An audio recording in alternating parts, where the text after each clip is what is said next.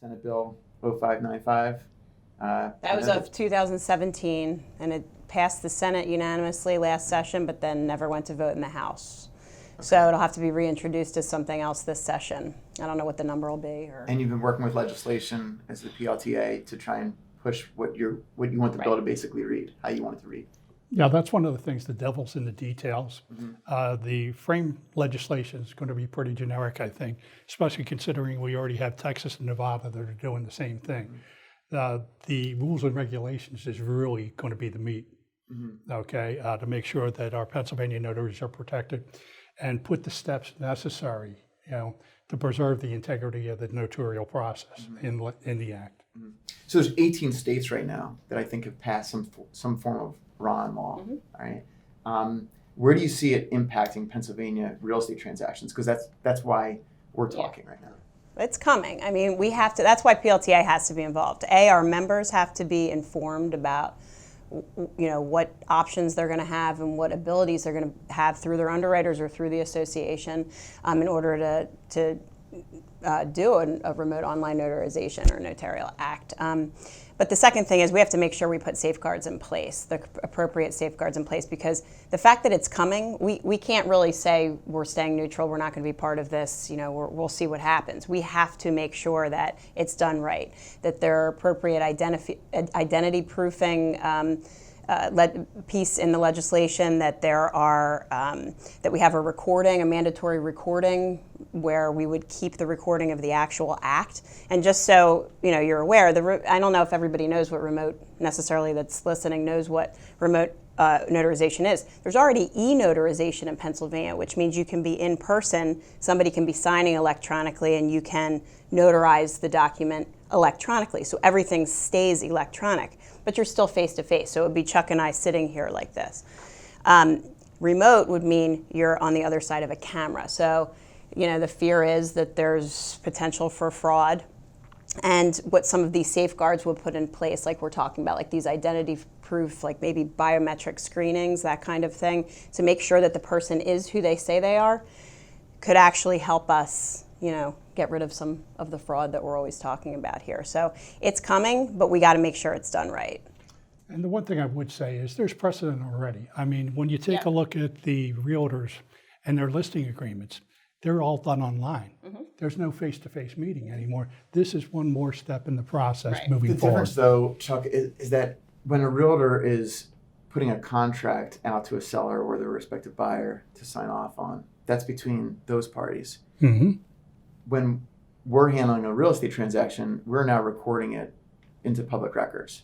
So where do you see this fitting into at the county level? Do you see counties willing to accept digital recordings pretty quickly, or do you think that they're just going to go with the bill? That's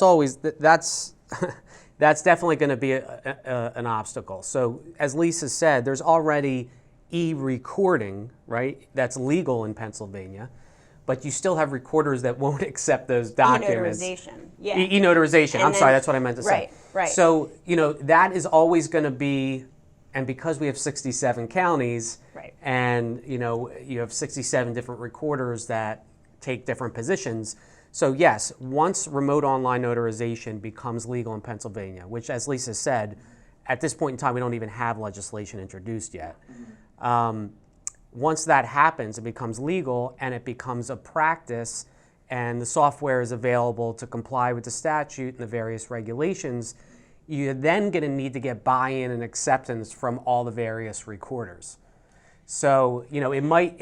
I'm sure it's going to be slow and steady, where you're going to have certain counties that are going to agree to do it, and you're just going to have to. That aren't digitally recorded. Well, that's what I'm saying. Some certain counties aren't even e-recording yet, and certain counties aren't accepting e-notarized documents, even though it's legal. So, if they know about that, it's.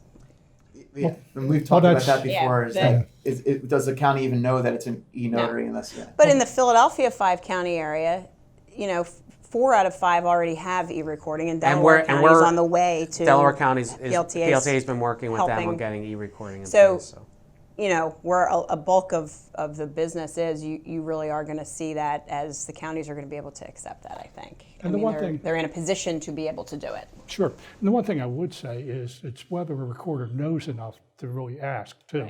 When we see a Virginia notary, the first thing we think of is it remote and online notarization. But if you're sitting up in Pike County, they may not know enough to ask that. Or And even then the Philadelphia document- County. I mean, they might Yeah. not know. And Why in would Pennsylvania, the legislation that was introduced in the past session that PLTA was involved in, there is mandatory disclosure in the certificate that says that this was notarized via remote online notarization, so that the recorder will know. But versus if a Virginia, I mean, Chuck's right. If you saw a document that comes in now and has a Virginia notary on it, you don't you know. wouldn't know because there's no mandatory that's- disclosure And on that's there. one of the good things that Pennsylvania wasn't the first thing in here is because we got to see some bad laws that were created that were kind of pushed by the vendors, and then we got to see some good acceptable laws being created where ALTA became involved and local land title associations like Texas, where we do now have models. What is it, the Uniform Law Commission? Yes, They have a uniform law that they've put in place. So there is now a roadmap for the land title industry to push forward in Pennsylvania. And actually, the ULC law is what made it into 595. I mean, there were several different versions of 595, and then the Uniform Law Commission version is the one that made it. I mean, there were a couple of small nuanced changes, but that's the one that we'll probably see, and there'll be model regs. And as Chuck said, it's the regs that are going to be even more important than what the law says. I was going to say, I mean, remote online notarization really is, it's a very, I know it's a controversial topic, and there's certain members of the land title industry in Pennsylvania that want to see it happen. There's certain members that don't want to see it happen. And it really sparks some interesting conversation and debate because on one hand, it's like, you have traditionalists that say, well, that's not a notary, that's not a notarization, right? It has to be an in-person thing. And as Chuck said, well, how do you know that there's not a gun to somebody's head outside of the video picture, coercing them? The flip side of the coin is there's lots of benefits. You have the Senate Bill 595 would require 10 years of retention of the video recording. Right. So you'd have, title insurers frequently face claims where borrowers are in foreclosure and they say, well, I didn't sign that. I wasn't there. So now you can be like, well, let's go to the tape. And then, and you even, all these identity proofing things. I mean, you could make the argument that it's possibly even more secure. How else would you know what street somebody grew up on, 30 years ago, or when the technology becomes more advanced, even fingerprinting and retina scanning. Our kids or grandkids might have to have their eyes scanned to sign a deed. So, but don't forget about even the simpler benefits to it. There's customer satisfaction and convenience. It really improves the customer experience. It can reduce costs to both the title side and the consumer because you're not passing on additional costs for notary fees or FedEx fees and that kind of stuff onto the consumer.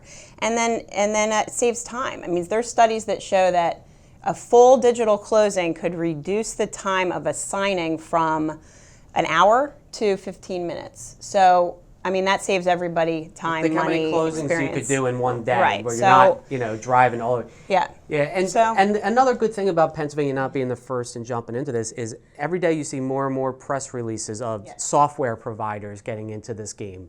And of course, one of the concerns, that PLTA has, you don't want agents or smaller agents getting pushed out of this game, right? So you don't want some place down in Virginia that houses 200 remote notaries doing all the closings, right? So now as time goes by and there's more software available to be able to facilitate these remote online notarizations, it'll become more available to everyday title agents to be able to do these closings.